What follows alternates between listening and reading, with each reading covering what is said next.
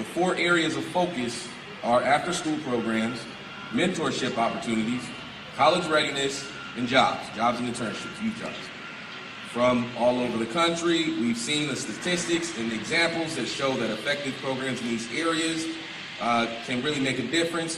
For example, students who participate in quality after-school programs have lower criminal activity. Students who participate in after-school programs have a significantly higher reading achievement and are rated by teachers as having a greater expectancy to succeed. 52% of mentored students are less likely to skip school. 59% of mentored teens get better grades. So you can see why we're focusing on the things that we know that work. These statistics are just a small sampling of the positive impact that each of these 4 areas can have. And with this innovative partnership between the city and the school district and the community, we can build upon